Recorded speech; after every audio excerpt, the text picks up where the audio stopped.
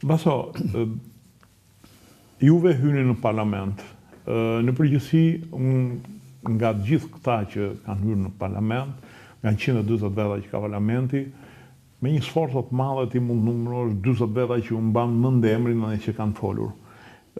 Cila është ideja jote për të qenë në parlament, sepse lavdin profesionale ke harritur, nevojë ekonomike nuk ke, që do thosh po hyn në parlament se po bëjnë ndonjë lekë, po rregullojnë ndonjë gjë.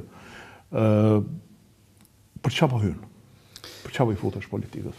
Atëherë, është një pyetje shumë e saktë e drejtë që do vëdhe në mendim, sepse dhe përgjigja që do t'japun tani, shumë veta do t'a lexojnë dhe do ma përmendin ose do ma përplasin njerëz. E para, nuk shoh parlamentin si karrierë akademike.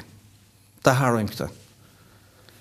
Unë e kam bërë akademinë time me vite të tëra dhe nuk kam nevojë të plotësohem dhe të fut në CV-n time të qenë në parlament. Nuk e kam për biznes që të fitoj për përfitime ekonomike, sepse mjafton t'ju them që me 650 veta në muaj rrogat, nxirrini vetë afërsisht se sa duhet unë të shpenzoj për rrogat. Pra, dy element thelbësor të parlamentit që është karriera diplomatike apo përfitimet ekonomike për mua quhen të përjashtuara, të ezauruara. Unë futem në parlament sepse mendoj që erdhi një moment që neve, në qoftë se do të quhemi intelektual, përfshi dhe juve, që dhe ju duhet në një moment të kontriboni se një filozof, mos përmendim emrin, ka thënë në qoftë se intelektualet nuk do të marrin pjesë në jetën politike të një vendi, i bie që të marrin pjesë në jetën politike të këtij vendi ignorantët. Dhe dënimi më i madh që do kenë këta intelektual është që do të komandohen nga ignorantët. Nuk po them, nuk e lidh me këta që janë, se ka dhe figura shumë të nderuara. Flasim parimisht. Por parimisht duhet që intelektuali dhe qytetari, nëse s'merresh ti me politikë, do merret politika me ty. Do merret politika me ty. Atëherë le të fillojmë dhe të bëjmë një ndryshim, se është momenti që Shqipëria mund të bëjë ndryshimin e madh për të hyrë edhe në familjen e madhe europiane që mund të jetë edhe qëllimi për të integruar Shqipërinë në vitin 2030 në komunitetin evropian. Se shumë veta mendojnë që futja në Shqipëri dhe marrja e pasaportës europiane është që do t'japi liri lëvizje. Unë nuk mendoj që është pasaporta për të lëvizur, por është pasaporta që u lejon të tjerëve të vinë në Shqipëri bashkë me ty që ke të drejtë të lëvizësh. Çdo thot, investimet, lëvizja e njerëzve, lëvizja e mallit nuk do ketë më hapësira kufitare. Nuk do vi më autobusi turistave të rinë në pikën e Kakavis apo të qafë botës, me orë të tëra saj që kur vjen momenti për të thënë që ose në aeroport, që të radhe madhe, fut pasaportat, dilë me pasaportat, me valizje, me kalamaja, të i qanë, të i bëjnë që ato që shikojmë gjithë, pra ti do të vish dhe është njësoj si të vesh nga një qytetën tjetër, pra kjo është lëvizje njerëzve, lëvizje e ideve, por mbi gjithashtu lëvizje e lirë e mallit. Ai mall që do të blihet për një vit, po them, që duhet të kalosh në dogan, është procedurat, nuk e merr fare. Dhe çfarë bën i vë minus një vit, një ndërhyrje ortopedike, po them. Në një kohë që po ta kesh, e porosit, ta merr DHL, ata sjell të ne, s'ka nevojë të bëj procedura doganore. Për një koste sa ka DHL, që janë koste më së përballueshme, pra është lëvizje e njerëzve, ideve e mallit nga jashtë brenda dhe kuptohet nga brenda jashtë njeriu lëviz, do të shkojë të studiojë fëmijët e vet, gjithandaj merr viza, me leje pune, merr del jashtë për ekstrakomunitarët paguajnë më shumë. Shumë më tepër, bile paguajnë ekstrakomunitarët. Pra kjo është një filozofi. Një grek paguan shumë më pak se sa një shqiptar. Goca ime ka mbaruar fakultetin juridik në Londër, bëri dhe master, bachelor dhe master, dhe kur ne të tjerët paguani 3.000 pound ekstrakomunitarët, se unë kisha marrë pasaportën greke atëherë për gocën, paguani 28.000 pound. Ma vërtet është. Atëherë, ne këtë shoqëri nuk do ta ristrukturojmë ndonjëherë, nuk do ta bëjmë të tillë që dhe ata prindër që nuk kanë mundësi të paguajnë, të dërgojnë këta fëmijë jashtë. Baso, mund të lindi dyshimi ti si përmarrës hyn në këtë aventurë, po e quaj, për të ndihmuar biznesin tënd. Apo si do ja harrit, si do ja dalësh që të krijosh një përputhje midis publikës dhe privates. Sepse, juve thatë, unë gjithmonë në biznesin tim jam përpjekur që mos i bëj konkurrencë publikës, po të ofroj atë shërbim që ajo nuk e ofron. Ndërkohë, ti si mendon që duhet të ristrukturuar kjo mjekësia jonë, që unë mendoj që ka bërë goxha hapa përpara, por neve kemi problem të madh, një konkurrencë të pandershme nga disa privat dhe largimin e mjekëve. Largimin e mjekëve tanë, i cili unë mendoj që është një problemi më i madh që kemi, ai burimi njerëzor në hall. Po, atëre, ti marrim me radh.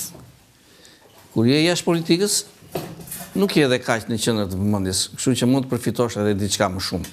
Kur je në politikë në qendër të vëmendjes, pra mundësia që unë të spekuloj jashtë politikës është më e madhe sa të spekuloj duke qenë politik.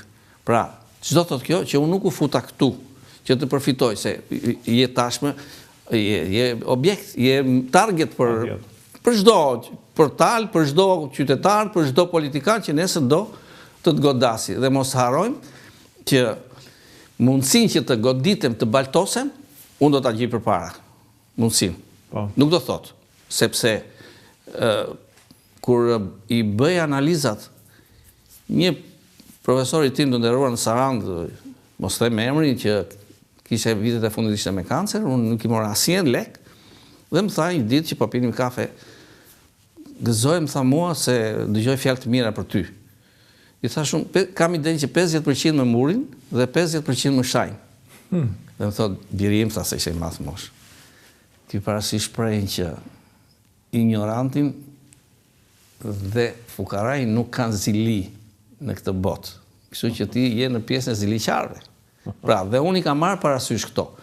Por, është ajo që themi që ne dikush duhet të silli diçka të re, dhe të jemi një pjesë e vogël e këtyre njerëzve që do bëjnë disa ndryshime. Tani vim a përfitoj apo humbas nga biznesi. Për fatin e mirë, Intermedica nuk ka konflikt interesi, se nuk ka pare publike.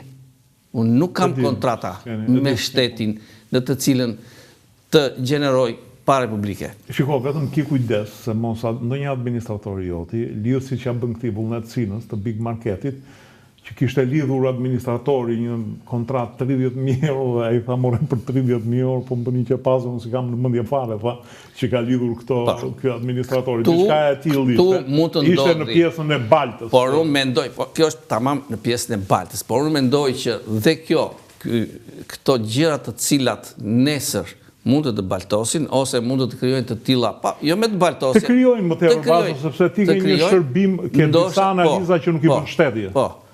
Janë ca analiza që ose i bën shteti, por është spari kujdesi im që duhet që unë të heq mundësinë e prerjes faturave tatimore për shtetin, dhe këtë fat unë e kam sepse po e them me shumë sinqeritet dhe me shumë përgjegjësi qytetare. Çdo analizë që bëhet te Intermedica, 100% është e deklaruar në shtet. Në qoftë se do dalë një njeri që do thotë ka bërë një analizë dhe nuk është për faturë nga mua duke ma denoncuar më ndihmon që unë atë punojës, të jap dënimin që takon dhe një shtëpi.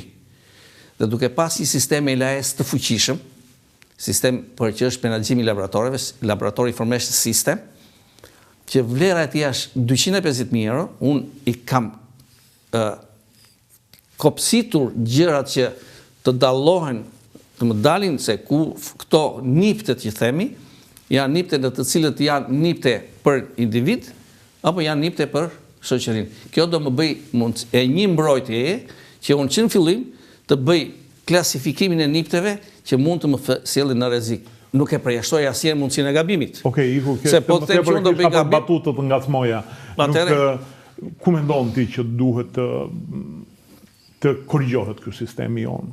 Të bëhet domethënë të bëhet perfekt, është shumë e vështirë sepse edhe vende të cilat kanë qenë të jashtëzakonshme për shërbimin shëndetësor si Italia ose Gjermania kanë filluar po çalojnë kohët e fundit. Rritja e popullsisë, plakja e saj, mungesa e fondeve të cilat shkojnë në vende të tjera. Ti ku mendon që duhet në një mandat 4 vjeçar të korrigjohet diçka? E vërteta që është mjeksi, sa do kritizerë që jemi neve që kemi atë negativitetin për të sharë, vetëm për të sharë, mikësia më shumë për hapa. Kjo është e vërtet. Por ka vende për të bërë. Kur të dali dhe programi, më lërë, të diskutojmë, sepse unë kam për të thënë gjëra për të përmirësuar brenda kuadrit legjislativ, jo ekzekutiv, se është detyrë e qeverisë ta zbatoj, por në kuadrin legjislativ unë do ta ngrej zërin. Pse? Se unë kam cilësinë që kam qenë i punësuar, që nga 92 që mora fakultetin, derisa u bëra 82-shin. 82-shin, deri në 92-shin. Ke filluar nga gaveta, si. Nga gaveta, unë kam qenë i punësuar, kam qenë në shtet. Pastaj në 95-ën erdha u bëra në shtet dhe në privat, se në 95-97 që isha në Tiranë isha dhe shef anestezi dhe reanimacioni në neurokirurgji dhe ndërkohë punoja edhe si anestezist tek qendra ime. Pra, isha dhe në shtet, isha në privat, isha punëdhënës i punësuar. Dhe mos harroj edhe një gjë që kam punuar Shqipëri, Greqi, Kosovë, në gjitha këto gjëra për cilat unë e kam përvojën e nevojshme dhe përvojën e mundshme për të bërë vrejtje dhe sugjerimet e nevojshme legislative për të përmirësuar gjëra. Dhe t'ju them dhe tjetër në fund që unë si anestezist nuk kam pushuar kur, prandaj veten time unë e shoh mjek, anestezist, reanimator dhe po t'jem nesër deputet.